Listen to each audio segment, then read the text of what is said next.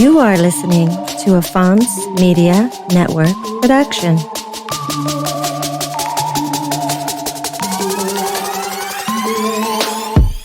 Hello, World Blaze listeners. On today's episode, I welcome back Kervin Aucoin, host of This Week Explain and owner of Aucoin Analytics.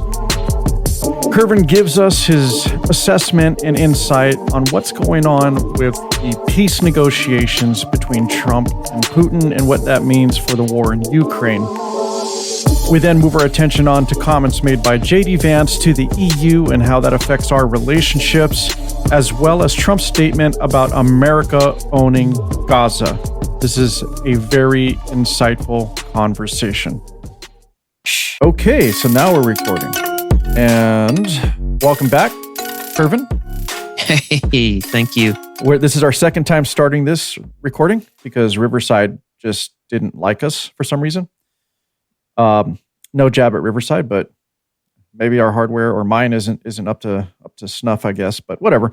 Anyway, we're on Zoom, and you had a lot to say on everything that's going on recently, and I needed to hit you up on what's happening because we need clarity, right? So we got Trump saying, "I'm making a deal with Putin," and Vladimir Zelensky saying, "I'm not going to be involved with that," or they're not letting him be involved with it. And then he's saying that, "Well, I'm not sure I agree to a peace deal."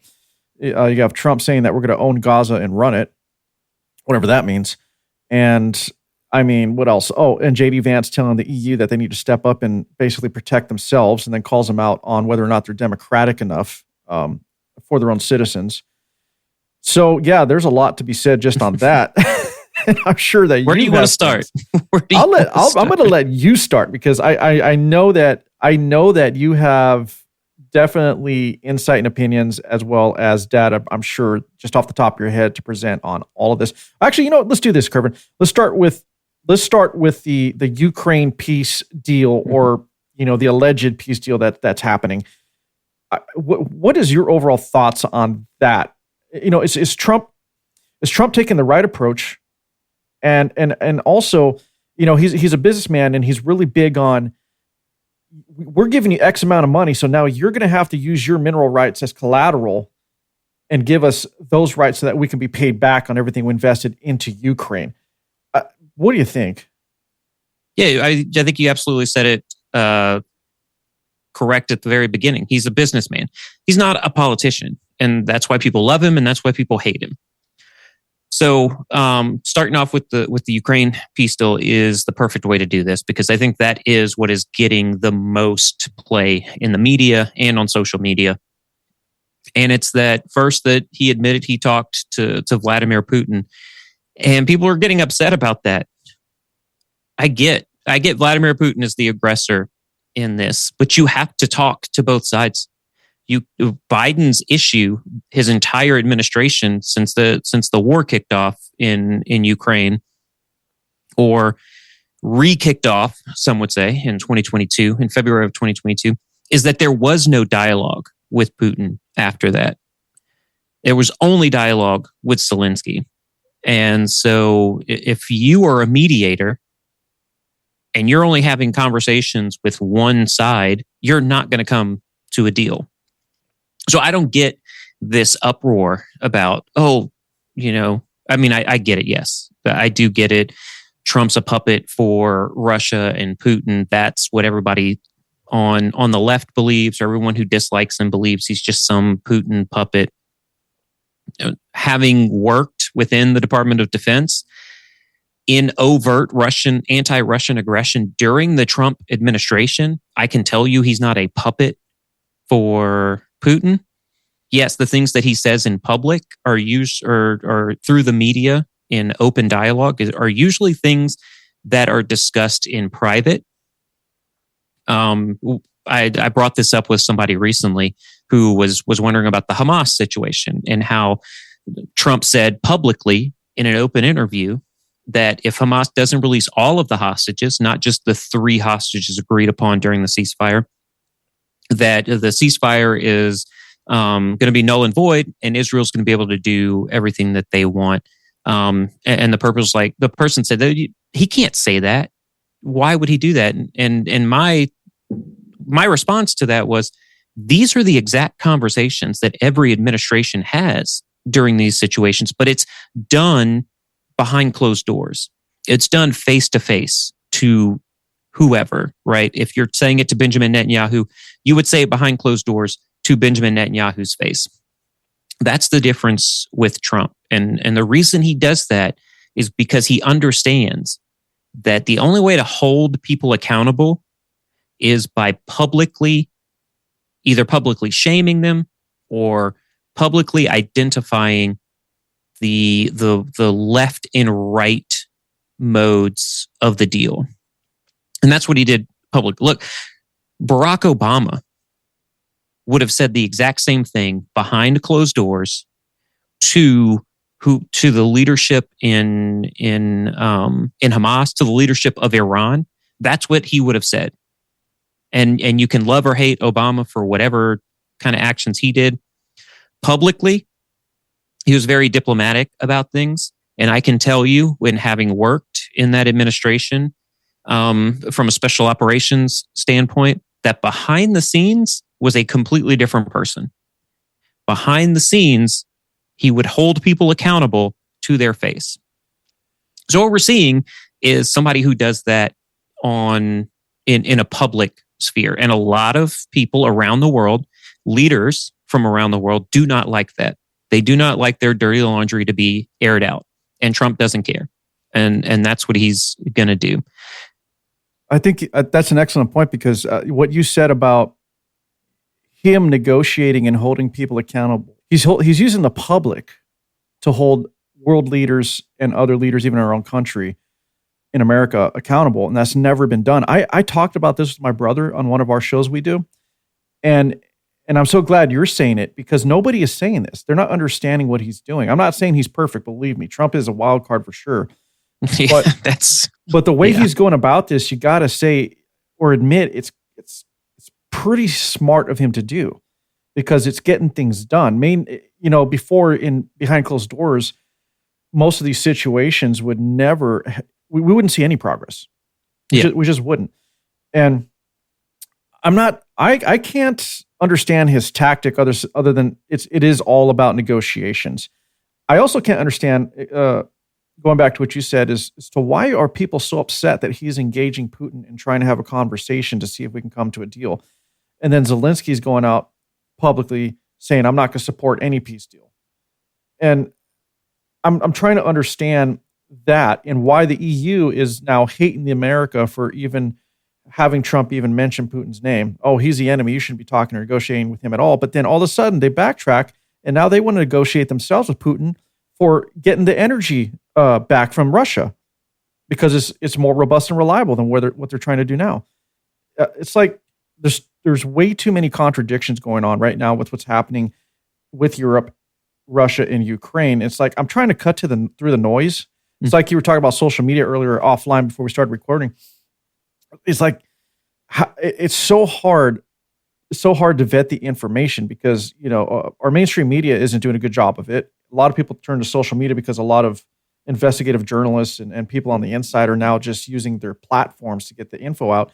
But it is really still really hard to cut through the noise. I want to go back to, why would Zelensky say the things that he's saying? Why does the EU say what this is all leverage. And that in any negotiation, that's what you want. You want to have the leverage in the negotiation to get what you want. Now, on the EU side, when they talk about you cannot talk to Putin, you cannot have a conversation with Putin, that is more telling about themselves than it is about Vladimir Putin. And here's the reason I say that. And I say that on a personal level as well, when I talk to people who have an emotional response to something, and the Stoics say this as well. Your immediate response to what somebody tells you says more about yourself than it does the person that you're responding to. And I think that's what we have with the EU right now. The EU, the European Union, or Europe as a whole, and I'll put Canada in this as well. They're getting dragged through the mud, so why don't I do that as well? They were lied to by Putin for months leading up to the invasion of Ukraine. There is that very famous photo of Macron from France on the other side of a 100-foot table with Putin. And they came away from that. So they had a discussion. That was Macron and Putin having a discussion. Macron came away from that and said, I have talked to the guy. I looked him in the eyes. I trust him. He says he's not going to invade. Two weeks later, he invades Ukraine. I think some of that is a trust issue with Europe because they were wrong. This is the whole reason I started my podcast, was to call out Russia for their aggressive actions on Ukraine, because I saw the war coming and I was trying to prevent it. I was trying to get enough information out there that people would listen and maybe prevent this special military operation in Ukraine. And it didn't happen because European leaders said they thought they were smarter than everybody else. They sat in a room with Putin and he lied to them. He said, I'm not looking to invade Ukraine. I'm just trying to stop NATO from further expansion. At that point, NATO had no desire to expand. Sweden, Finland, Ukraine, yeah, they talked about, oh, maybe we would invite them, but none of those countries had publicly put up and offered themselves to be invited into NATO. And that's how NATO works. If anybody is listening and you don't know how NATO works, NATO doesn't just pick a country and then vote and say, now you are officially in NATO, and you can't agree or disagree with that. What happens is a country like Sweden and Finland, which we just saw, will ask to be invited into NATO. NATO will have a debate about it and say, does this country spend enough in defense? Are they, not corrupt enough to be involved in NATO? And then every single country has to approve it. Every single country, 100% of the countries have to approve NATO membership. That's how it works. NATO doesn't get to just go, now you're a part of it. Because if they could, they would have just gone, Russia, now you're a part of NATO, and Putin, you're out as president. That, I do believe, has some Russians worried because they think that is how it works. That's not how it works. I don't think Ukraine will ever, I'm not going to say never because I don't work in absolutes. You know that. It would take decades to get Ukraine into NATO because it's corrupt. Their military spending is not enough. Their economy isn't stable enough. They just wouldn't be allowed into NATO. Well, let's talk about that NATO piece real fast, though. Okay. Even with that being said, because that's a great explanation of NATO membership. It's not just suddenly one person goes, "Hey, we're going to make this country a part of NATO and use it as a weaponization method against another country, a way to defend or weaponize against another country." But did you feel or did you know if Russia was looking at NATO as slowly encroaching closer and closer in on their territories? Is that a truth, or was that just a talking point made up to just steer the public towards, whatever support that the administration wanted at the time? Yeah, look, so I think two things can be true at the same time. I do think that Russia as a whole is very nervous about NATO encroachment. They saw it in Bosnia whenever they were asked to come in and defend with the war between the Bosnians and the Serbs. I do think that was a legitimate fear. And I also think the other thing is true, that Putin used that fear to invade Ukraine under the auspice of him saying, well, we just want to protect ourselves and we're going to bring back the Russian-speaking portions of Ukraine back into Russia where they belong, where Ukrainian citizens actually feel more Russian than they do Ukrainian. Oh, but wait, if that's true, why in the first few weeks did you try to take over Kyiv and install your government into Kyiv? And they failed miserably. And we cannot forget about that because I do think Putin wants, he's got the Russian people forgetting about it, but I think on the global stage, we can't forget about that. He made a move for Kyiv. Yeah, anyone who tells you he had no desire to go to the capital of Ukraine. He made a move. I know personally, I sat into meetings. This has got to be declassified now. If it's not, come at me, bro. I can put this stuff out. There were 3 contingency plans that the U.S. already knew. As the invasion was going to start, these were the 3 opportunities that Putin was going to make to go into Kyiv. One was going to use the Dnipro River. That's what we all thought the most logical thing to do was. Capture that portion by the Dnipro River, go from the south to the north into it, and then take Kyiv at that point. The other option was just a land grab and just keep continuing west as you're fighting on the ground from the border, from Ukraine and Russia's border into Kyiv. And then the third one, which, even I did at this point, reading up on it and being in these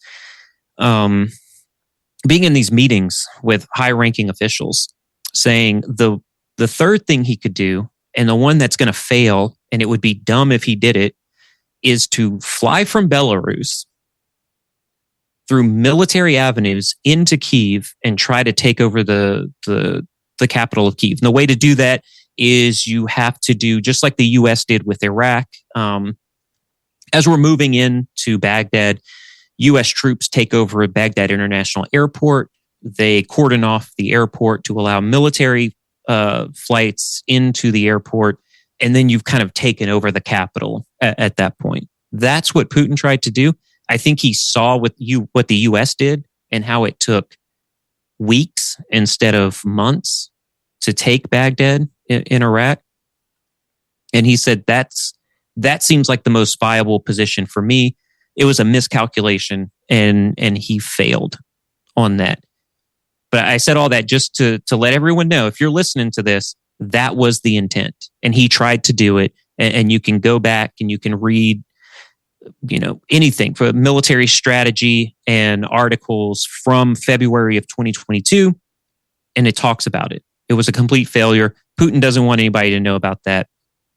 But right now, everybody's just trying to get leverage in this. And absolutely, that's what you're going to want to do in a peace deal or any negotiation. You want a ceasefire negotiation that because this war isn't won or lost right now. We're at a stalemate. A peace deal signed today should be even for both sides because that's what we're seeing on the ground. The problem is... I'm sorry. Go for it. Before you finish your point, I think that surprised everybody. What surprised the world is Ukraine's ability to fend Russia off, and I think people underestimate how strongly the people of that land have that connection to being autonomous and independent and wanting to live free within their land. And we could debate, their politics and whether democratic. That doesn't matter, but they were steadfast in defending themselves. And nobody thought that they would be able to even stand up to big bad Russia, this large military that is seen as such a huge world power, and little old Ukraine is holding Putin off. Now, it could be argued that Russia's not really unleashing their full abilities and capabilities.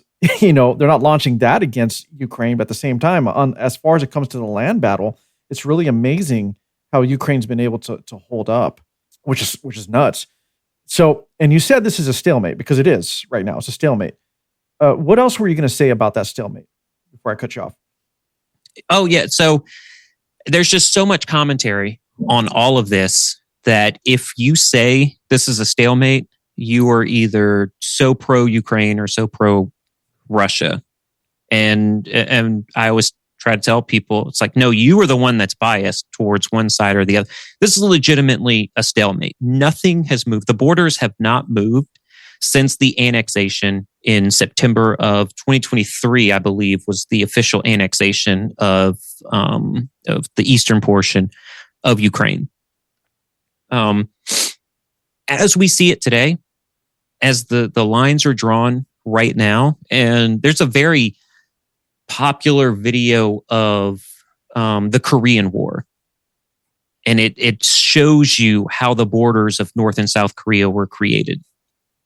That pretty much was a stalemate war as well. And they drew the borders in half between North and South Korea. That's what we're seeing right here. The borders now are redrawn. Now, the global community doesn't accept how Russia has redrawn those. I will tell you, absolutely, Russia redrew those borders, but they're there and they have that land right now. There is no way that Putin in a ceasefire deal or a peace deal will accept anything less than what Russia has recently annexed. So you can forget about that eastern portion. George, come on, you know me. I am a staunch supporter of Ukraine. I really am. I don't care what anybody else says. I think what Putin did invading Ukraine was wrong. But I'm also pragmatic and I'm practical and I'm logical. You're not going to get him to agree to moving those borders back. No. I think what's really interesting, though, is that, hey, here's a smart way for Ukraine and Europe to debate the ceasefire. Right now, Ukraine holds a portion of Russia, and that's the Kursk region. They have that. They can use that as leverage because Ukraine doesn't want to hold Kursk. I guarantee you, they don't want it. The people there don't want them there. It would just be like, Iraq for the United States for 10 years. It's going to be insurgency and fighting. And that's something Ukraine can't back in the long run. No, absolutely not. But you can use that as leverage to say, okay, we will remove our forces from Kursk. We don't want that area, but you have to give us something that's comparable to Kursk. I think Ukraine needs to do that. What about, though? I agree with everything you're saying because I see it the same way, even though I don't have the inside info you do, but I see it the same way, even from the outside looking in. But what do you think of Zelensky's statements about saying that he's not going to agree to a peace deal? Well, I think we have to take everything that people say, that world leaders say in public, with a grain of salt. And what I'm saying here is publicly, these are the things they have to say. Goes back to leverage. You lose your leverage if you go out in front of the media and say, I've read the peace deal and I like this, this, and this, and then leave it at that. That means your adversaries who are watching that and absolutely watching what you're saying on a day-to-day basis go, okay, here are the things that we know for fact that they are going to accept. So you can check those off. What more do we think they are going to be willing to accept? And now we can present everything that we know that they said publicly that they're willing to accept, plus these other things. And when they push back, we go, yeah, but you already said you were willing to accept this stuff. So we know where you stand. You're going to have to come to an agreement. You're going to have to meet us in the middle with all of this. So Zelensky's just being, very political and diplomatic about it. Ukraine at this point, because we talked about it being a stalemate, Ukraine does not have to accept a peace deal. They absolutely do not. No. They can keep fighting. They can keep throwing bodies at this. There's now leverage with the Trump administration and with Putin that if they don't accept it, that there's possibly something that comes out of that where Russia says, okay, well, if you're not going to accept it, then just like in Gaza with Israel, we're going to go scorched earth on you. And you were very astute in saying that Russia didn't put the full force of the Russian military against Ukraine. And I think people need to understand this. We laugh at Russia because they can't fend off this small, tiny Ukrainian military, but they have not put the full force of their military behind it. They really haven't. It's been mostly a ground war. They have not really used their air force.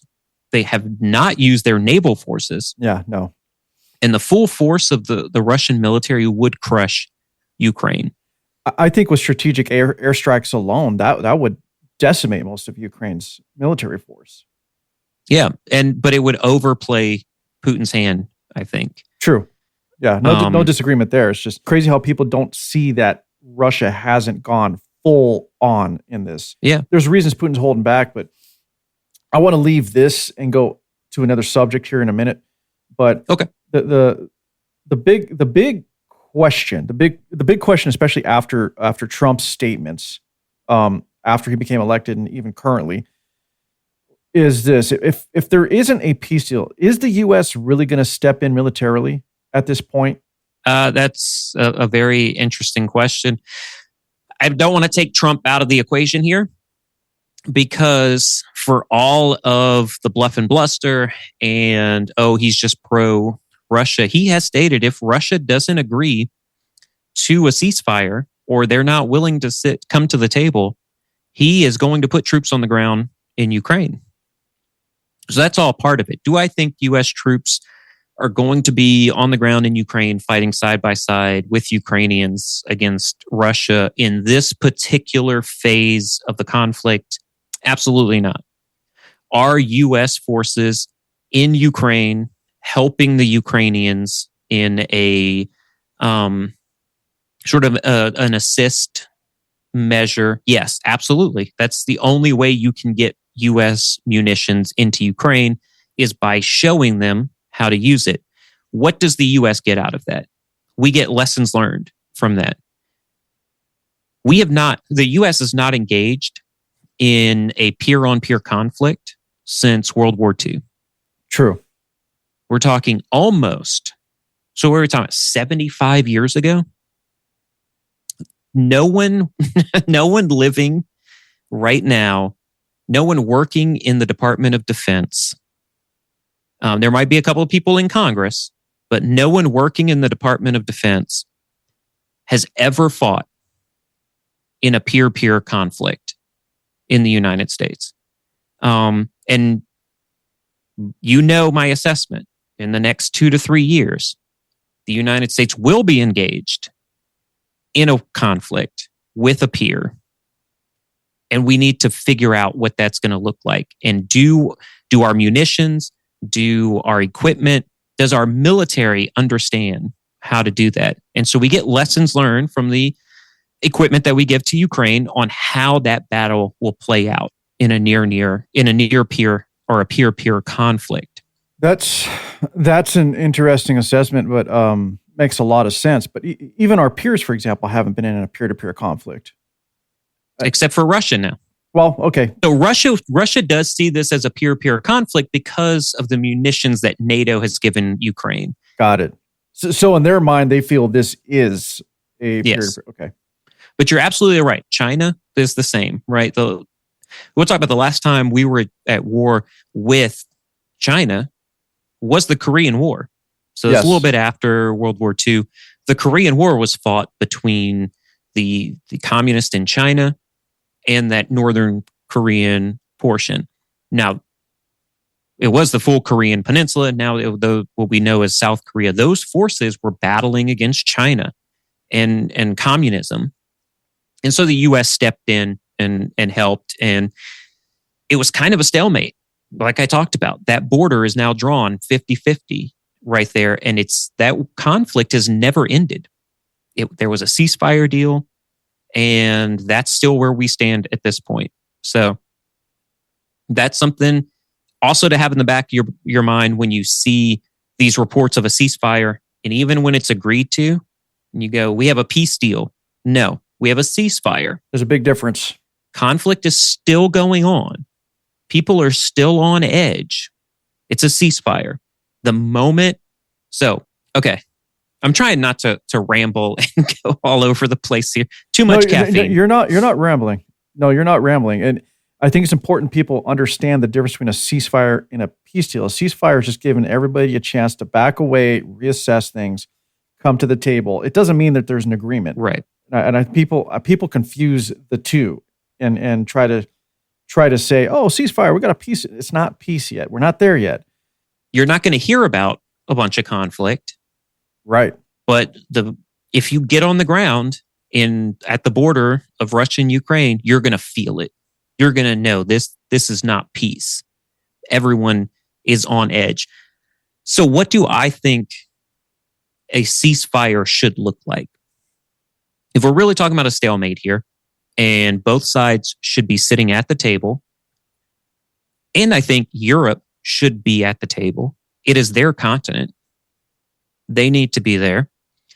Trump is there. And I said this on the podcast, and Tiana and I both agreed with this just this past week, that we get the U.S. is getting laughed at in certain areas, right? Whether you agree, whether you're staunchly right wing or left wing, and you say one thing or another, it is an abject reality that in some places the U.S. is being laughed at. I said you can't laugh at the U.S. and then have the United States paying for 90% of the defense of Europe and negotiating ceasefire deals all across the world. We're either the laughingstock of the world, or we are the country that is the shining light on a hill that Reagan talked about, that this is what freedom looks like. I think we're somewhere in the middle there. Yeah, there are some things that even I laugh at in regards to the United States. Yeah. and there are things that I do know wholeheartedly the U.S. is the shining light on a hill of freedom. So what do I think the ceasefire should look like? Should it be even for both sides? That's relative. I couldn't tell you what is even. Does Russia get those annexed regions? You have to. They're there. They fought it. This is a war. I get they're the aggressor. The problem here is how does the international community keep this from happening again? And that's where the Minsk II agreement, so Russia invaded Crimea, they took over all of that. They had a ceasefire deal that was Minsk II. There was also Minsk I when Russia did it before. That took nukes out. So the Minsk I took nuclear weapons out of Ukraine.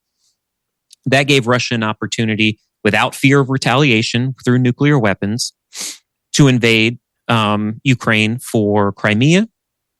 Minsk II and this was the Obama administration. Minsk II agreed, very pro-Russia, that they get to keep Crimea and that security guarantees for Ukraine were taken off the table. This is when the conversation from Ukraine was, we really want to join NATO. We want those security measures in place. And the international community told them, no, you're corrupt. We don't really care about Crimea. I also think, this is the international community talking, I also think Crimea is really Russian anyway, so we should have that. Some people may forget that Obama had a very good relationship with Putin, very good relationship with Russia. He basically allowed Crimea to happen. So if you want to talk about Trump and Trump being some Putin puppet, go back to Obama. This is the guy that when Mitt Romney was running for president and said Russia is one of our biggest adversaries and we need to push back on what Putin is doing, Obama said the 80s are calling. They want their foreign policy back. Everybody laughed. We voted for Obama again. Look where we are now between Russia and Ukraine. So what I say is offer Ukraine security guarantees this time around. That being, okay, they can't join NATO. That doesn't mean you can't offer them Article 5 protection. Vladimir Putin, if you are that nervous about NATO on your doorstep, first of all, why would you take over Ukraine? Because do you know what borders Ukraine? Poland. It's a NATO country. Exactly. It's a country I talk about in the Trump administration. I was sent to Poland to do overt anti-Russian aggression with the Polish military. So if you're really scared about NATO, why would you push your border to NATO? And that's because in my assessment, he's not really worried about NATO. He wants Poland back, and he's trying to get as close to that border as he can to make a push for it. And then whenever he feels like it's the right time, he will go to war with NATO. That's a future thing. That's 5 to 10 years from now, maybe even further than that. But he might not even be alive anymore. Putin's in his 70s. Who knows how long he's gonna stay alive? I think the situation. Some of what you said, by the way, you weren't rambling because it's actually going to lead into where we're going to go next. Okay, good. Because I still feel like I'm rambling. No. You're kind of saying a few things that I was wanting to touch on anyway. I want to just kind of add a little bit more to this. What your statement right now, as far as Russia's concerned, I think a lot of this could have been avoided if we literally did take Russia serious and try to bring them into the EU in general years ago when Putin was trying to make that move. He wanted to interact with everybody and feel as part of the community, but we kept shutting them down. Yep. So after you keep telling such a strong, powerful nation, no, all the time, I mean, I think we kind of got what we got at this point. But we can't ignore having a good relationship with them, regardless of if they're corrupt, because the way I see it is Ukraine was considered the most corrupt country in the world, literally. And everybody forgets that. Nobody wanted to deal with them, mm-hmm. you know? But yet everybody wants to jump to their aid because, oh, look at this small country and look at big bad Russia. It's like, it's just such a bunch of hypocritical bullshit by our world leaders. This could have been avoided from day one. And a lot of it starts, to me, and I may be wrong because you do this for a living, but from my perspective, the EU or Europe should have taken the reins of this situation a long time ago to maintain these relationships and set the boundaries, and they just didn't. It's exactly what you said. They seem to wash their hands of things until America goes, wait a minute, we got to start stepping in now. And then all of a sudden, everybody has a fucking opinion. It's ridiculous. Yeah, absolutely. And so I don't see the problem. There's a lot of uproar now, and there's two sides of this. But I'll get on the first side of it. So there is a requirement that NATO countries have to spend 2% of their GDP on defense spending. Trump has mentioned, not wants to, I got to keep going back to Trump purposely. He has mentioned telling Europe, you need to ratchet that up to 5%. Well, the US doesn't even do 5% GDP towards defense spending. It's 4.2 now, I think. No, but I do have a graph here because I was going to go into this. Yes. But, finish your statement. Statement first. I'm glad you have a graph of this so we can go through it. Because I don't see the problem with even 5% spending of GDP onto defense spending if you think that the country on your continent, Russia, Belarus, is an existential threat to the country, to all of the other countries on the continent. If you really believe that, why would you spend less of your GDP on defense spending and then get mad at people who tell you need to spend more? JD Vance, Pete Hegseth, who's the Secretary of Defense, I should say SecDef, or Defense Secretary Hegseth, and Donald Trump have all mentioned that this war is on the European continent and that Europe needs to defend its own borders and stop relying on the United States. I don't care where you stand. That is just the truth. It is a factual statement. If Mexico invaded the United States and the United States asked NATO to spend 90% more funding than the United States is spending to defend itself, the entire European Union would laugh in the face of every American. They would say, why do we need to control your borders when you can't control your borders? That's what they would say. And so, yes, if you think it's an existential threat, defend yourself for it. Right. So let's talk about NATO, because this isn't all countries, but I'm going to start with this here. And for example, Poland, as far as defense spending percentage of GDP, they spend about 3.9%. Poland is the greatest NATO country, in my opinion. And in fact, this chart here is as of, I think it was the end of 23, so it might have shifted a bit. But from what I understand, most countries, everything kind of seems consistent. According to this, at that time, the U.S. actually spent less than Poland. I think we're at 3.5%, almost 4%, like you said, but we weren't quite there. And then Greece is behind us, then Estonia, then Lithuania, Finland, and then it falls off in France. Now, here's the thing. France has always been very vocal about everything, but they're spending less than 2% of their GDP. Canada is less than 2%. Right. Norway as well. Denmark also less than 2%. So is Germany. So these are very telling. Say again. I already knew this. I knew these countries, but say again the countries who are spending the most, and then we'll go over who borders those countries. Right.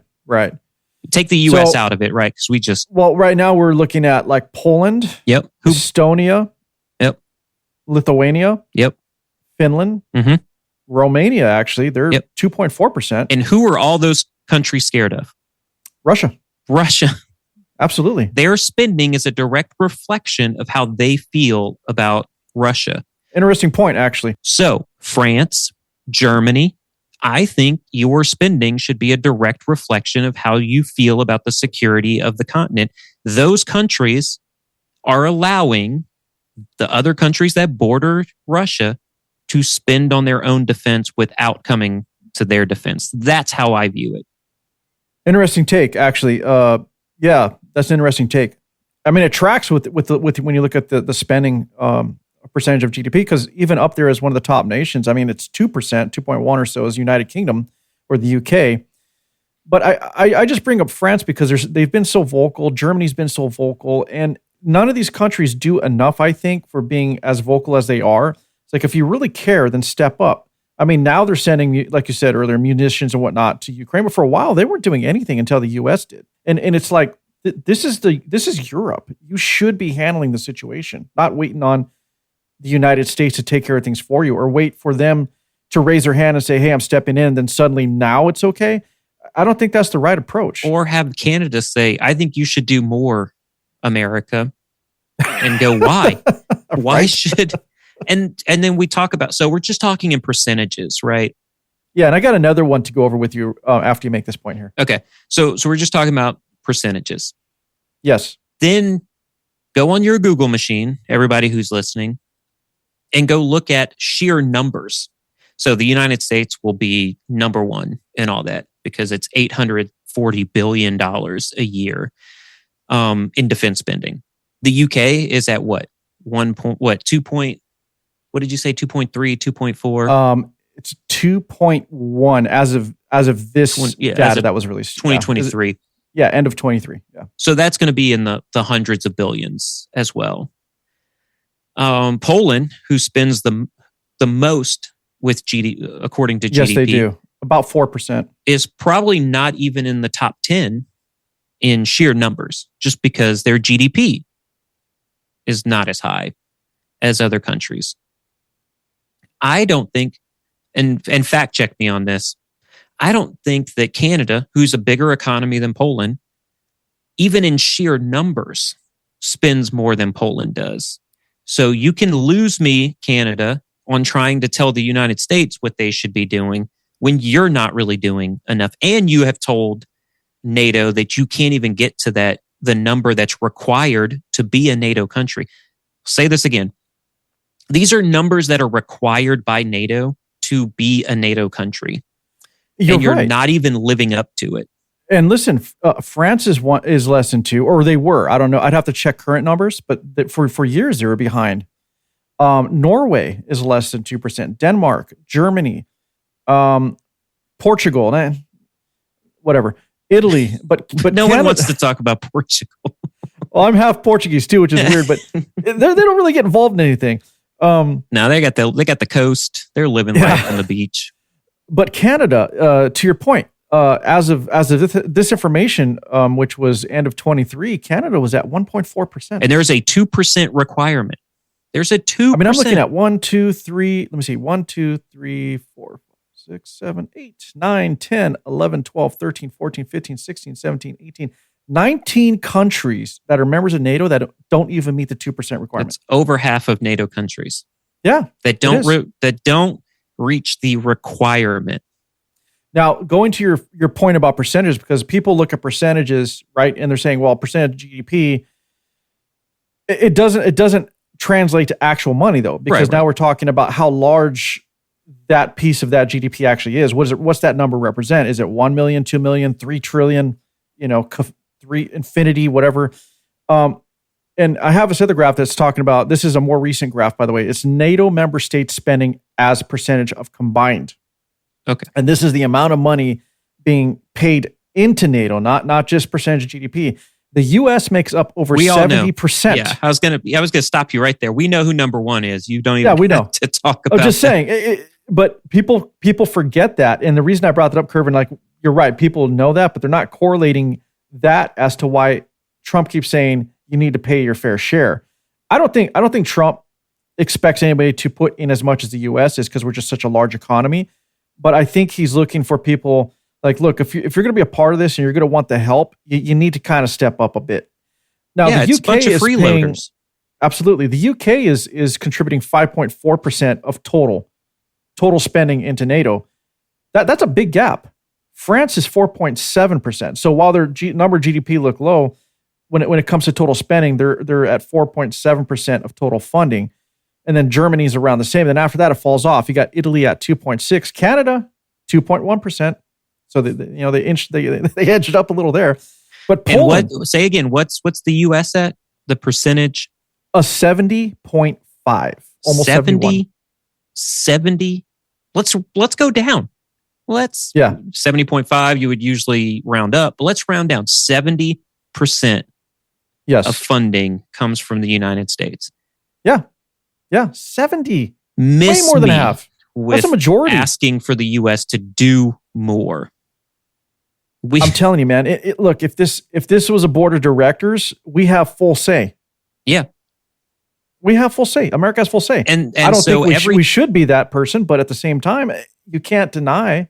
So this goes back to the emotional response that people get when someone like Trump says, or Secretary of Defense Hegseth has said, and Vice President Vance said this exact same thing. When asked, will the U.S. remove themselves from NATO? And they say, if NATO is not doing enough and it is no longer a mutually beneficial organization, the U.S. is going to have to consider getting out of NATO. And everybody has an emotional response to it. European leaders within NATO have an emotional response to them saying that. Why do they have that emotional response to it? It's because all of that money from the United States goes away from NATO. Does that then mean Putin has a green light to then attack NATO? Absolutely. But it's not because the U.S. got out of NATO. It's because you, NATO, have not done enough to fund yourself. I agree, man. That's the situation we're in right now. And I'll go back again, just if anybody has caught this in the middle of this podcast.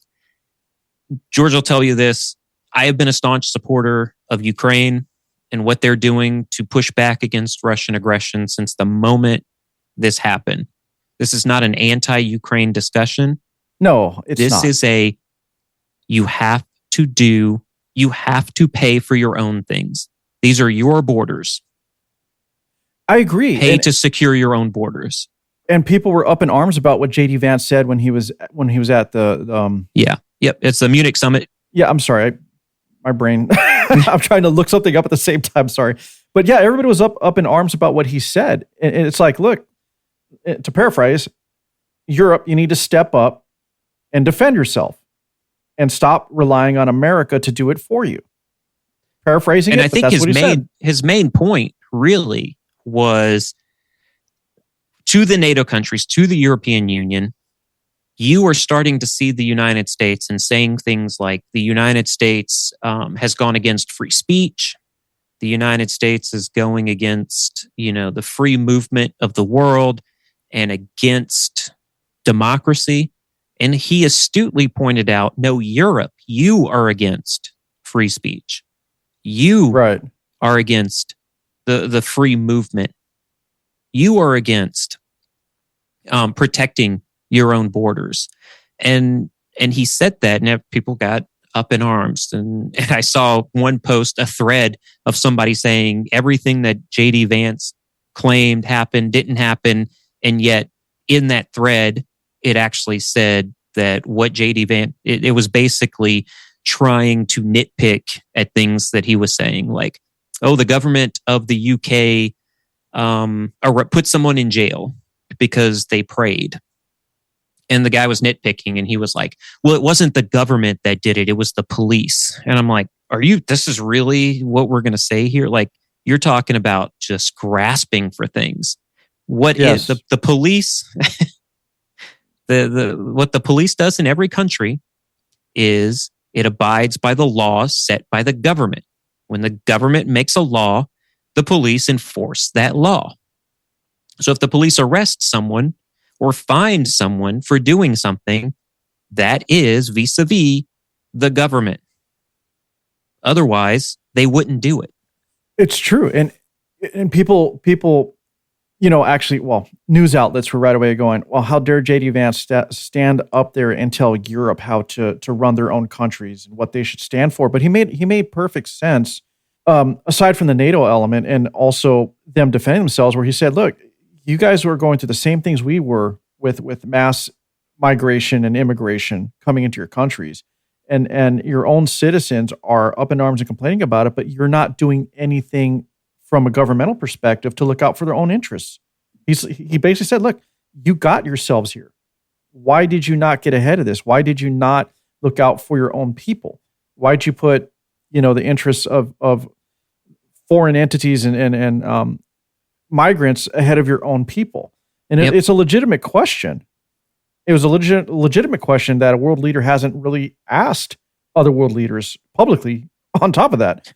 I also think it's very telling that when something like that happens, when it's called out in that, especially publicly like that, and we'll go back to what the Stoics say, the emotional response that you have to that says more about you than it does about the person you're reacting to or the statement that you're reacting to. And so what does that mean in this context? It means Europe, I do believe, understands that they didn't do enough and that they were freeloading off of the United States. And now that it's come to a head, it's just like, so this was my frustration with COVID whenever we did the lockdowns. And I very much agreed with 2 weeks to flatten the curve. That seemed very logical to me. If we just separated ourselves from everybody for a disease that was, that spread very quickly in open air, in close quarters, 2 weeks, get away from everybody, nobody do anything, you're good. 2 weeks to flatten the curve. After the 2 weeks, the state governments and federal governments said, well, we're just, we're not ready to open up right now. And I said, well, what have you been doing for 2 weeks? And basically they were doing nothing for 2 weeks. They said, well, you told me to go home and not do anything. No, that's not what we told you. And that's a whole part of this discussion with teleworking and working from home and stuff like that.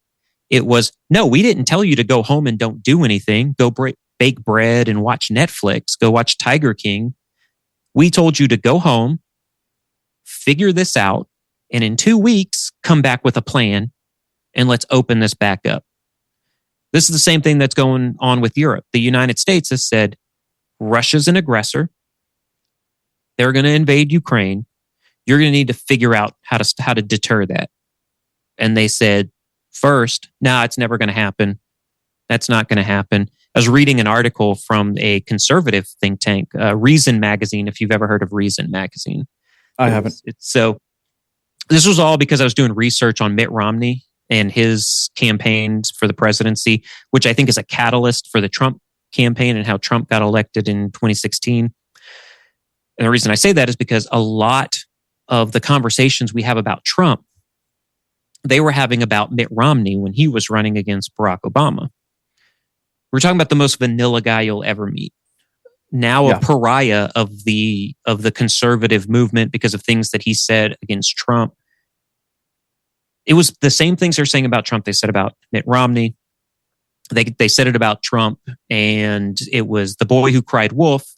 People said, well, you've told me the Republicans are Nazis for so long, and they've turned out to not be Nazis.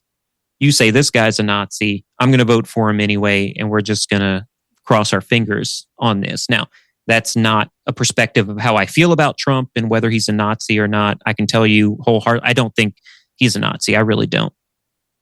I also don't think he's the mouthpiece of Putin. So I put both of those out there. But I'm reading this stuff. So Mitt Romney did a European tour. And a lot of what he said during this European tour about what Europe needs to do to protect the borders is what you're now hearing with it's a far cry from what you're hearing from the Trump administration. Mitt Romney was saying the U.S. should still support NATO, but Europe needs to, there's no reason to get out of NATO, but NATO needs to do more in funding than the United States. And what's very interesting is Reason Magazine put this full article promoting Mitt Romney and what he's saying, but then saying Europe is worried about a war. There's never going to be another war in Europe because who would invade a European country? What European country would invade another European country? And they use things like Romania, this is before Crimea, when Russia invaded Ukraine and Crimea. And so it was very telling to me of people that didn't have the foresight to see. So this was 2012. This is a year where Obama was very friendly with Putin. He made this got a lot of play in conservative media during the election. He is sitting with, I believe, Sergei Lavrov, and he has a conversation that got picked up off of a hot mic. Back to our conversation of things that are talked about in closed doors that we don't usually hear, but now that we have Trump, we get to hear it. There's more transparency. But he told Lavrov, I believe it's Lavrov, somebody will fact check me on that one, that, listen, tell Putin that whenever the election's over and I win, I'm going to have more leverage to do things for Russia than I would right now. That's the Democratic Party. That is what some people would call the far left. Some people consider Obama the far left of the Democratic Party. He was very much making pro-Putin statements in back doors, kind of the conversations that it was Lavrov. Okay. My memory hasn't stopped. So it hasn't failed me today. I just looked that up. So yeah. And there was a very friendly relationship. Liz, I was in St. Petersburg in 2016, I think, St. Petersburg, Russia. And I just have this very funny story of being there. I know my driver was KGB because of the kind of his background and the things he was allowed to do. One of the things he was allowed to do that no one else on our tour that we purchased was allowed to do was go to Putin's house in St. Petersburg. Interesting. And we got to go there because he wanted to show us. We ingratiated ourselves to him in the fact that we didn't talk crap about Russia. It's 2016. Remember, this is Putin and Trump and how bad Russia is because Trump likes Russia for some reason. Yep. The collusion hoax. The whole collusion. And so the fact which Schiff still has not presented any evidence of. He always has these, these secret sources that he can't reveal. And that's always been my problem when you go, I can't reveal who my sources are. I get it for a lot of things where I don't want to reveal who I am because then that's going to put me at a target away from that. So we got to go by Putin's house and it was like, oh, look, that's where Obama and Putin met on the roof and had a summit. This is so that was 2013, 2014 timeframe. We're in 2025, and now look at how the world views Russia. So very quickly, it moved. And I believe it really moved in 2016 with the Russia collusion that you talked about. And if you actually want to know, because of things that I was working with, did Russia involve themselves in the U.S. election? Yes. Did they do it in 2012? Yes. Did they do it in 2008? Yes. Did they do it in 2004? Yes. Do you hear a pattern here? Do you want me to keep going back? 2000, yes. 96, yes. But your point's made because every world power, if they could, wants to influence our election. Yes. Like, why wouldn't they? Even China. Absolutely. China's doing it right now. Yeah, it's ridiculous to think that they wouldn't. I mean, and it's also naive to think that the U.S., ourselves wouldn't do the same. We have. So this, yes. I hope you didn't think I was going to say push back and go, the U.S. has never done that. The U.S. is world famous for regime change. Absolutely. It's kind of our calling. It's kind of what we do. It's what we do poorly, I will say. We don't stop trying, though. We are the worst at regime change. And look at Syria, right? Bashar Assad is gone. I think he should be gone. He was killing his own people. Yeah. But now we have what he would say is former Islamist extremist looking to be the leader of Syria. And it is being backed by the United States for him to take over. Yeah, we're going to actually go that direction in the Middle East here in a minute. Okay. But let's try to wrap this NATO / JD Vance comment up a bit, because what you said about, what your initial reaction says more about you, right? Yep. When I was watching that speech, after he made that statement and a few others, when the camera panned, I don't care who you were, what country you're from, everyone's face just kind of went from, yeah, this guy, let's see what he says, to like, oh shit. Yeah. Like you just saw their face melt. It was ridiculous. And it was, as you said, it was so telling. Like they all realized, hold on, what they've been telling us for this long is really going to happen. Yeah, it's here. What are we going to do? And they didn't go back to the COVID thing. They weren't planning for it, even though they were told it was going to happen. They weren't planning for it. So now it looks like they're blindsided, but they're really not. They're just trying to freeload. But is it wrong for JD Vance to make the statement, for our administration to say, hey, Europe, you kind of need to figure this out?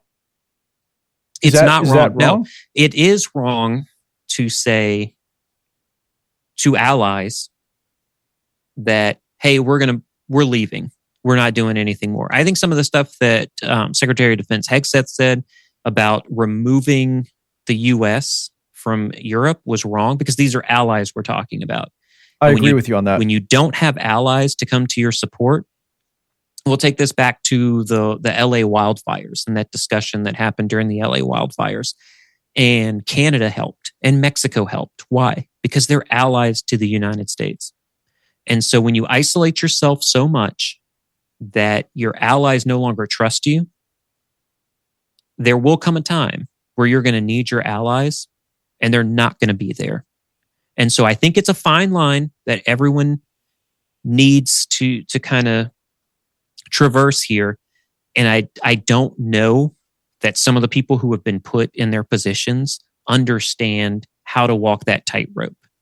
And they're still learning. That doesn't mean that they're not going to learn and that it's not going to get better.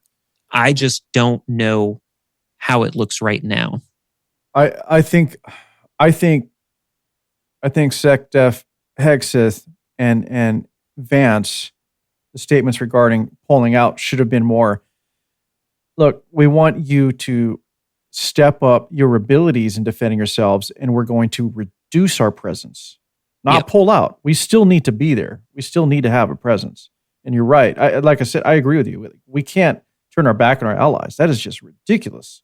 I also think that the way to present it is, listen, we appreciate what you're doing, Europe, in aligning yourself with the United States, but this does not seem like a reciprocal alliance. It looks to us, and you're going to have to show us how it's different, that the U.S. is doing everything for you, and you're doing nothing for us. And this is a conversation that's going to come up with Tulsi Gabbard as the Director of National Intelligence. I know you got a lot to say on that one. Yeah. Yeah. And honestly, I have maybe 20 more minutes. I know we got started late. I'm going to steer this into our final, because the other thing I wanted to talk about, you and I are going to connect again. I'm not worried about. Yeah, get me back on to talk about national. I want to talk about Gaza. I want to talk about Gaza. I want to talk about what you just were touching on earlier was Syria. So my whole thing was I wanted to go over Russia, Ukraine with you. NATO, we kind of touched on, and our European relationship there after the statements made by Hegseth and Vance. But now the biggest one to me is Trump's statements on owning Gaza, displacing a bunch of people, and then telling the rest of the Middle East to figure it out. Mhm. So, and you have experience there, so I want to know what your thoughts are. And I can also say, I'm not trying to be shady or elusive or aloof here. I do know some things that have gone on behind the scenes that I really can't talk about in a public avenue. I can't talk about at all because of the national security and things like that. So I'm not being shady on that. So if I talk in what seems like not absolutes or in verifiable data, just know that there are things that I can't talk about, and this is how I know it. Now I can say, but that's fine because when it comes to the Middle East, there's never been anything that was defined in absolutes anyway. Yeah, exactly. It's okay for you to make that statement. But I know that you can at least give your take on comments. Basically the history of the area, what's going on, and how that's going to affect and impact the area in general. Because even when you were talking about Syria, reality is now the de facto leader literally is a terrorist, was part of a terrorist organization involved with ISIS, Al-Qaeda. He has a history. I did a whole show on this. I deep dived on this guy. And you know this better than I because you're involved in certain things where you have to, monitor. Because I track this guy. Yeah. just saying. And so let's start with Gaza. Let's just start with Trump's statement and Trump's position on Gaza. What are your thoughts on him saying, because Netanyahu's face in that conference when Trump said, we are going to own Gaza and we're going to make it an economic, land of, prosperity, et cetera. Netanyahu just kind of looked at him with like, whoa. I didn't know this was happening. Yeah, it goes back to what I was saying. These are things that happen behind closed doors in conversations with world leaders, right? But we're getting to see it on the world stage. Whether that's good or bad, we'll find out in 10 years whether this was a good idea or a bad idea. This will definitely be a period to be talked about in history for sure. I am going to apologize. 100. So if you're listening to this 100 years from now, I apologize for your history lessons and how long you have to spend on the U.S. history from 2000 to 2025. Right? Actually, 2000 to 2035 is what I'm going to say here. Yeah. And world history from 2000. Actually, world history from 1989 to 2035. I apologize. I have no idea what they're going to label this period, but it's going to be interesting. It will be. Well, some scholar will figure it out. That's not for us to figure out. But the whole Gaza conversation here. So these are conversations that would happen behind the scenes. So Trump and Netanyahu would have this conversation of, hey, look, I've talked to my people in my administration, and we think the U.S. should have control over Gaza. We've put a lot of money into helping Israel defend against Hamas. You completely wiped out Gaza. So since we gave you that money, a reciprocal, we want to have that area because it's oceanfront property. And I think a Trump Tower in Gaza would be really nice and give the U.S. a lot of money. This is all a business deal. That didn't get to happen behind the scenes because it happened in the public. Trump is going off of the top of his head. I don't know for certain. This is how I assess how Trump's mind works. He's getting the president's daily brief every day. He hears certain things come out from the intelligence community, from his staff, on what could these things look like, right? What should we be doing in Gaza? Here's one contingency, here's a second contingency, here's a third contingency. And he latches on to one of the contingencies, this being the United States take over Gaza. And he goes, oh, that's very interesting. Let me think on that. And then he regurgitates it in the public. He did go back to COVID. He did this for COVID.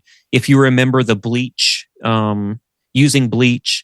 Yeah, I do. The media took it as him saying Trump wants to inject bleach. Physically put bleach in your veins. Right. And this is where I go back to Trump hyperbole. And the media has got to stop doing this. And the reaction has got to stop being, Trump wants to do this. I honestly don't think Trump wants the U.S. involved in Gaza at all. But he heard it as one of the contingencies. He thought it was interesting, just like with bleach. He goes, yeah, bleach does kind of kill these things. Right. I wonder what would happen if we had did some that. kind of method, right? Yeah. And I do this on a podcast all the time. And I think people listen to me and go, whoa, that dude's crazy. What did he just say? Because I'm just having a conversation. And I go, well, that's an interesting theory. I wonder if we did do that. Right. Well, here's without getting off topic, because I want to get a little more into this, but this is my take on Trump and why he says what he does publicly, especially with world leaders. And I talked about this with my brother on one of the shows we did previously. I think Trump, what he does, his tactic is he likes to, he's stress testing the situation. Yes. He's got this long, sharp metal pick, and he's tapping the glass in all these different areas to see where it fractures. And I think that's exactly what he's doing. I don't think I think it's ridiculous for him to make the statement that we're going to take over Gaza and manage it. I also think that maybe he was trying to create a buffer, a de facto buffer to say, hey, let's separate the kids from fighting. And I'm not trying to downplay the situation. I'm just saying, using it as an example, let's separate them for a bit. Let's get in the middle of this and make sure that there's some kind of a buffer zone so that we can get a handle on things. I think people took what he said way out of context and over the top. I mean, like you said, a lot of people take what he says literally. Yeah, that's the plan that's in place, right? And it's not. And so I'm going to agree with you on this. I want to agree with you real quick with things that I know that I can't talk about, and how what he did was very effective. And the reason I say that is because he said these things, and I really think, just like you said, don't take him literally on it. He's trying to stress test it. He's also trying to get a reaction from certain other avenues. Those other avenues Absolutely. Being Egypt, Jordan, Lebanon, and Iran. I was literally just going to bring them up. Okay, sorry. So then we're going to lead into that, because I'll let you steer this. Go ahead. Since that statement, what has happened?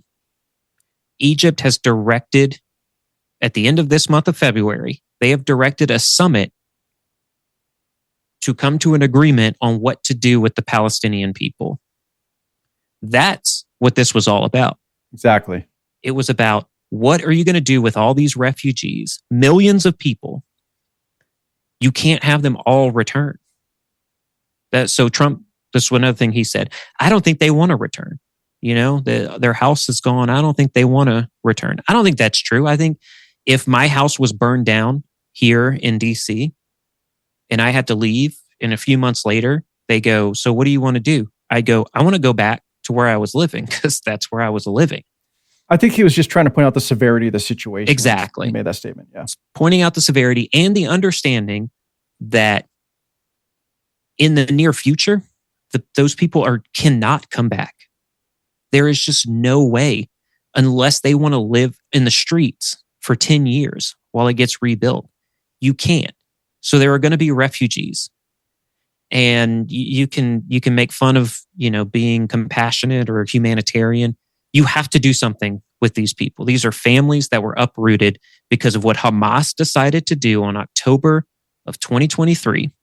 They were uprooted from their homes because Israel had to retaliate. They can't come back right now. So they have to be held somewhere. Well, you can't put them in a tent city in Gaza and just let Hamas reestablish itself. So Trump was saying Egypt needs to deal with it. Jordan needs to deal with it. Saudi Arabia. And with all of that, we need to come to an agreement on what we need to do with Iran. That's the country that no one wants to be talking about right now. I was just going to bring them up too. Man, you're way ahead of me. We kind of really think alike. We do. You should see our text messages, because it's pretty much the same thing. No, keep going. Go ahead. Just keep going down this road, because you're basically just going to reveal or talk about everything I was going to ask anyway. So just go for it. Yeah. So who we don't want to talk about, or who people are trying not to talk about, I'm talking about people who are pro-Palestinian or pro-Hamas. Trying not to group the two together. Who you're not talking about is Iran. And Iran, Hamas is a proxy of Iran. I say Hamas is Iran. It's just the long arm of Iran. And Trump is very bullish on the regime, on the IRGC and the Iranian regime. Or he's very hawkish on them. And he understands that a nuclear capable Iran is a threat. It's an existential threat to not just the Middle East, but certain parts of Europe and Asia. And with that, it means they're also a threat to the United States because they're a threat to U.S. allies. And so Iran has to be dealt with. And then, if that's the case, and none of these other countries, Egypt, Jordan, want to take in these Palestinian refugees and hold on to them until we can establish something on Gaza, the U.S. is going to have to get involved because Iran is a threat to the United States, and they are a major threat, the biggest threat to the number one ally of the United States, and that's Israel. And so that has to be dealt with. And so that's why when I was assessing everything with Trump talking about a U.S. presence, but that's not going to be a military presence, I pushed back on that because it is going to be a military presence because Iran is going to take advantage of that. Yeah. And they are going to, something is going to happen where you will have to put, because if you're going to have U.S. people in Gaza, on the beaches of Gaza, Iran is going to attack it. And then the U.S. military is going to have to protect its people. That means putting troops on the ground in Gaza. So that I was very cautious about that. But these sound clips or these sound bites that Trump says it doesn't allow for this full nuance to be understood. And then the media jumps and puts a headline out like U.S. troops in Gaza. Yeah, probably, but that's not what he said. He didn't say he's going to put U.S. troops. Is that what it's going to lead to? Maybe. It's a probability, but that's not what he said. So that's another aspect we have to get away from is headlines that don't say what actually is occurring in the world. And we got to get away from people just only reading the damn headline and taking clips out of context. Yeah. And Iran that's very important because they will take advantage of the situation. And then outside of that, you also have Syria, which is unstable. As much as they're trying to make it look like, hey, we're trying to be the good guys. I've renounced my evil ways, whatever. We got to keep an eye on that. Yeah, absolutely. This is part of a conversation that I had on the podcast for this most recent episode that we released of This Week Explained. It was this trust issue. So the biggest issue between Israel and Hamas is trust. So when you say, well, okay, why is Israel not removing themselves from the West Bank? Well, because they don't trust Hamas to not reinforce their defensive posture, make it into an offensive posture, and then go across Israel's borders again in another October 2023 effort to kidnap people. And then you go, so then why is Hamas reacting in the way that they do? Because they see an Israeli presence, not in places that they're at, but along those buffer zones that were built up. And it go, well, it's because Hamas doesn't trust Israel not to fire rockets into their locations, which inevitably, because Hamas uses human shields, kills civilians. So there's a trust issue. How do you get back from that trust issue? Go listen to that episode because Tiana actually makes a fabulous analogy for it, and I can't think of it right now, and I wouldn't do it justice, so I don't want to paraphrase it right now. But it is about trust and how long you can accept not trusting someone, but still giving them the opportunity to do the things that they're doing. She makes a very good point. Go check that out. There's a trust issue, but we also can't ignore the patterns of behavior over time. Absolutely. And every time there has been an opportunity to gain trust, someone goes out of their way to screw it all up again, unfortunately. So this goes back to, and we go, well, let's go back to give it to whose land this is. And people go, it's the Palestinian. Yeah, I know. I don't have much time. No, I know. Neither do I. I wanted to say it to this point. I was listening to, I think this was the 70s. It was the Israeli prime minister at the time who was talking about Palestinians. And they were told, they said, or they were asked by a journalist, so what about the Palestinian plight? Don't you understand the Palestinian plight? And then she said, but what are you talking about Palestinian? because we don't even know what Palestinian is. Is it what are the borders now with Palestine? Because that's not what the initial borders were set. It was actually set further east into what was called Transjordan, Yes. and now is Jordan. That was Palestinian land, Syria. So do we give the Palestinians that land? Jordan wouldn't accept that. Yeah, and that's why I said on one of the episodes I did about this situation, where I kind of went down a little condensed historical rabbit hole. It's like a 30-hour history. But the reality is that's why when Trump made the statement about Gaza, and right away you have Jordan going, "No, screw that. We're not going to take these people." I'm like, but originally they were your people. Yep, they were a part of it. Sorry, I just had to throw that in there. But no, it's absolutely correct, because that should be what people are arguing. You know, if you are on the side of Israeli sovereignty, and I think everybody should be, we should all be on the side of sovereign land. That if you were talking about sovereign borders, and then you go, we'll give the Palestinians all of Palestine because that was theirs historically. No, in fact, it wasn't. They should actually take over Jordan and Syria and east of the river. And no one wants to have that conversation, because it goes into too much nuance. And I understand that we very much can't comprehend it. It's not for us as common people, and I put myself in that as a common person, to understand all of this stuff. And so where do you put the Palestinian people? There was a two-state solution that was put up in the 60s and the 70s and the multiple 80s. times. And there was a country that agreed to the two-state solution, Israel. There were multiple countries who didn't agree with the two-state solution: Egypt, Palestine, and Jordan. Why? They knew. Egypt and Jordan especially knew. If you remove Israel from this area and you put all of this as Palestine, the country will collapse, and Egypt and Jordan are going to have to deal with that. And so it's going to cross over to their borders. And so they didn't agree to a two-state solution.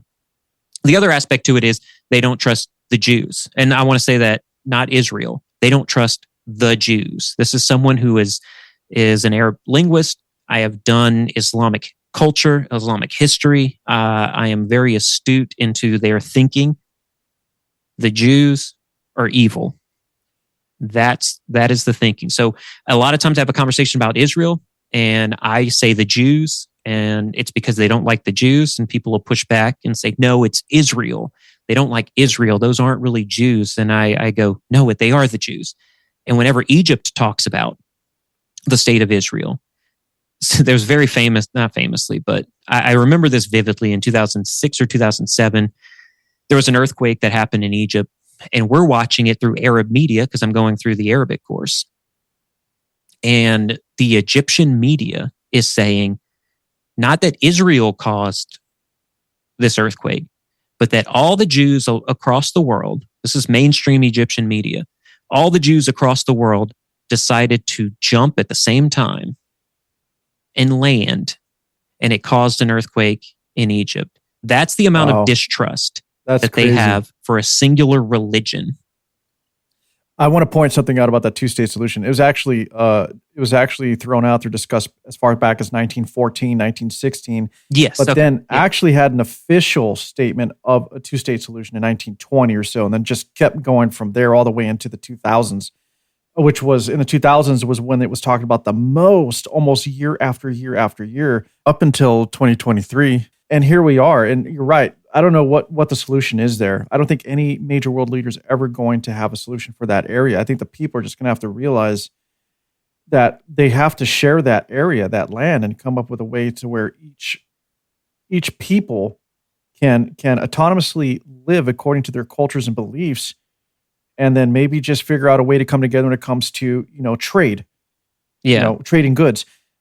And I'm not sure why we can never get there. I mean, you understand because you did a deep dive history and you're educated in that, but I think it's ridiculous. And I hate that we keep getting dragged into it. Although there are times that we put ourselves in there, and I'm not sure why we needed to, but I just think it's sad for those people. You know, you can't throw a blanket statement on I think that gets Palestinians being lost evil in it. Yeah, Yeah, you can't because this is people. Hamas, they are a terrorist organization. We're not going to throw that out. Hamas is a terrorist organization. But they are use evil. the Palestinian people to hide and cover themselves, right? And make sure that they're not. It's hard to decipher who they are, basically, because they're doing it under the guise of supporting the Palestinian people, basically. You just have to be a cruel person to see a baby crying in Gaza and go, "Yeah, I don't give a shit." No, my heart goes out to that family. You can't be human if that's who you are. It's a tough situation. Now, I can disagree with the solutions for that situation, or I can disagree with saying that it was wrong for Israel to defend itself. I do think it was right for Israel to defend itself. But to see a mother and child out in the open crying and suffering, and you're just going to say, "I don't give a shit," that's inhumane to me. I agree. So that's not what we're saying at all. We have to come to a solution that is good for all people, and the problem is that's not how society works. Well, let's start wrapping up. But before we do, Yes. Have you observed anything out of the White House in terms of a statement or some kind of plan involving Gaza in that area, or is it still kind of Trump made the statement and people are still like, "Whoa, wait, what do we do?" So I'll go back to things that I can't talk about publicly. Those statements from the White House have made other countries react to it in a way that's going to be positive in the future. That's all I'll say on that. Okay. Fair enough. So I'm going to say right now, my assessment is it is unlikely the U.S. is going to be involved with people on the ground in Gaza because of the pressure that's being put on right now by the Trump administration for other countries to do something about it. As it should be, in my opinion. Yeah. All right. Well, I think we're at the end of our time for you. And thanks for all the info and assessment. I like having you on because you're able to set things straight and give informed answers, not just, clickbait headlines just to get attention. Which I think that's my problem sometimes. I've had this debate with myself about why my morals and ethics are so important to me that I can't just go on Twitter and be like a Jack Posobiec or whatever that just says ridiculous stuff just because you don't need people to like it. You just need people to engage with it. That's not what I'm here for. And honestly, if you don't like what I'm saying, please engage with me and tell me where I'm wrong. George knows this. I'm open to being wrong. If you're going to tell me I'm wrong and show me where I'm wrong, I'm going to admit to being wrong. Unlike some other people that we've had on our podcasts before. I hear you, but listen, here's what I want people to take away from this. And you've been on here 3 times on this show. And the reality is this. You're talking from a perspective of someone who's still in the intelligence community. So you're getting information that, you can't divulge everything because there's ongoing investigations or missions, et cetera. You are coming from a place of having firsthand knowledge. And I think that's important for people to realize. It's like, I'm not having you here just because you're some popular guy or some guy on the news or whatever. It's because you actually have insight on what's really happening. And you tend to give it to people objectively, which is a hard thing to find these days. Everybody has some kind of objective when it comes to delivering information. And you tend to try to stay in the middle of all that, which is exactly the way it should be. Yeah, absolutely. That's what I always say. I think the reason I listen to 2 extremes is because I do feel that the truth is somewhere in the middle. And so I want to know what those extremes are saying so that I can actually understand what's legitimately happening in the world. And I think everyone should do that. If you were a conservative and say, I don't watch MSNBC because I think they're stupid, I would say you're wrong. You should listen to it so that you know their feelings about things that you feel or the way that's going on in the world. It, first of all, helps you strengthen your own arguments for your worldview and what you believe is truly going on. But then it also helps you appreciate how others feel about your beliefs and your worldview. And so then you can have legitimate conversations with them. And those legitimate conversations say, I understand where you're coming from because I've heard it, but here is why I think it's different. And I think we need to get back to having those type of discussions in this world. Two things I'll say on that. One, you're right, because I do digest unwillingly sometimes, but I make myself listen to Pod Save America once in a while. And and two, I think people just need to have these conversations. Like when you're at the bar, you're at a pub, whatever, man, don't be afraid to just talk. I had this experience recently with someone who was basically a hardcore leftist, but he was the bartender. By the time we were done discussing, I stayed back, held back, just because I wanted to know and understand, why do you think the way you do and where you're coming from? And people need to be able to do more of that. And whether you disagree with someone it doesn't matter. You still have to understand why they got there. You still have to have an idea of why they feel the way they do so that you can make a better argument or be understanding. Just be understanding. Yeah, I agree with that. That was the first thing I was going to say after you were talking about when you're at a bar or at a pub and have a conversation with people. Come at it, don't be disingenuous about it. Meaning, don't identify that person's bias and then go, I'm only going to interject myself to call them out where I believe that they're wrong. Yeah, I think that's the wrong approach. Come at it from the perspective of, I'm going to engage with this person because I want to hear their point of view. And then I want to tell them, I want to let them know what my point of view is and have a conversation about it. Yeah, that, or just walk away with the knowledge. Just walk away with the knowledge. All right. Well, you want to wrap it up? Yeah, man. Yeah. You got like a minute left, but yeah. It's okay. We're good. We're good. Let's just end the show. Thanks for coming on, man. And you and I will connect after this anyway, I'm sure. Obviously. There's just way too much going on in the world. But thanks for giving us all the info and giving your take on things and kind of just clarifying all of this, because again, it's really hard to basically cut out the noise of everything that's going on. It really is. So appreciate it. And listen, everybody, listen to This Week Explained, please. It's good stuff, great information. You have to listen to it. If you like what I do, you're going to like what Kervin does better. I guarantee it. So, I don't know about that, but so what I want to say on that is, if you listen to This Week Explained, listen to World Ablaze, and if you listen to World Ablaze, listen to This Week Explained, because we differ. Maybe you don't hear it in this podcast, but listen to the first one that I did with George here, and he pushed back on a few things that I was saying, and we actually, came to an understanding of, I don't know if we agree with the different perspectives, but we can agree that something's wrong. Yeah. And we just don't agree with the solution. Those are the conversations to have. And so listen to both, put them both on your rotation. For me, it's an hour a week. That's all I'm asking. It's 1 hour a week. I believe you can do up to 3 or 4 hours at a time. At times, yeah. And some, one day when I have a full 24 hours to just do nothing, I want to come on and we can see how long we can talk for. But oh wow, I'm not talking about 2 hours a day every day. I think at that point, I'm either going to have to fly you here or whatever, and we're just going to have to throw a barbecue, turn on the record button, have a few beers, and just see how it comes out. Yeah.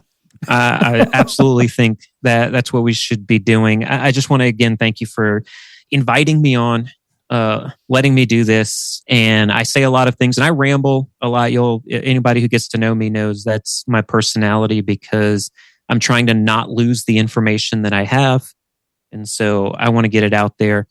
And I love people that push back on what I'm thinking. It gives me a chance to stop. Like Jordan Peterson would say, stop, think about the response, and then respond to it. I try to do that a lot more in my day-to-day engagements with people. So thanks again, honestly, from the bottom of my heart. Thank you for having me. You're always welcome. You just need to reach out too if you wanted to have a talk. Absolutely. I have a tough time doing that as well. No, you got my number. Just do it.